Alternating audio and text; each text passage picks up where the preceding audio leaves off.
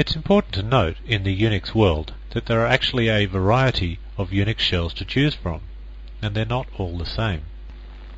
So, if we're going to be learning about programming using the Unix shell, we'd better stipulate exactly which shell we're talking about.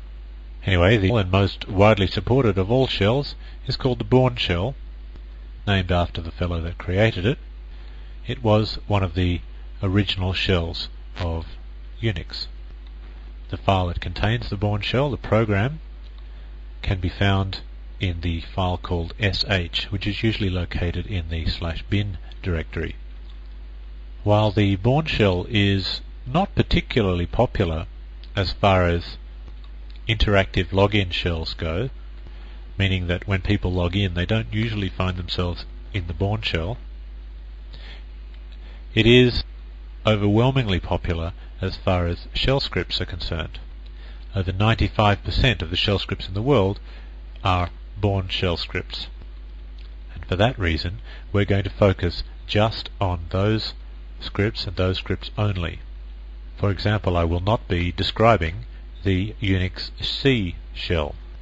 I'll discuss what that is in just a moment, but that will be the last time I mention it in this course. Now, the Bourne shell, historically speaking, was one of the first shells in Unix, and as far as interactivity is concerned, in other words, as far as logging in and actually using the shell on a day-to-day basis to run your commands, it's fairly rudimentary. It doesn't offer very many user-friendly features, and so several other shells were developed that were based on the Bourne shell, and these do offer more user-friendly features, such as the Korn shell that was created by a fellow called David Korn. Its file name is KSH, and theoretically you can only get a copy of that if you have a license from, well, I'm not sure from whom, but you have to get a license. Anyway, there is the Bourne Again shell, or bash, little Unix wit there for you, which is open source and completely free. You can download the source code, compile it yourself, or you can download pre-compiled executables if you like. Bash is particularly popular amongst Linux users on PCs. And then there's ZSH or ZSH and many others.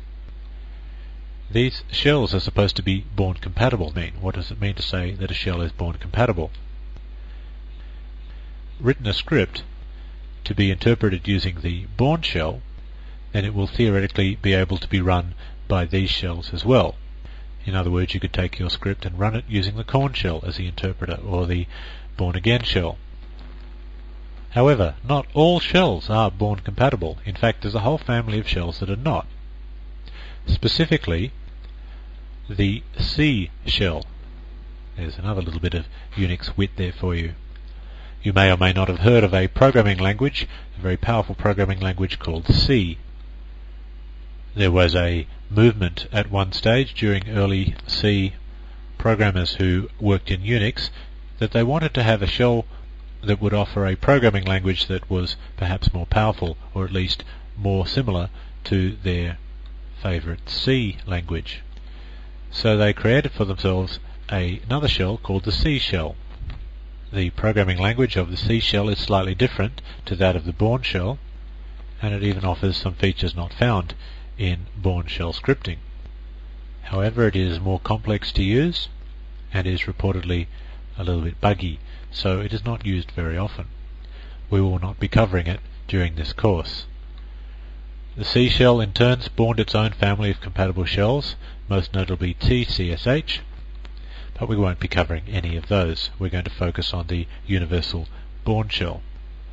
Needless to say that a script created for the Bourne shell will not be able to be run using the C shell, and vice versa. They are incompatible.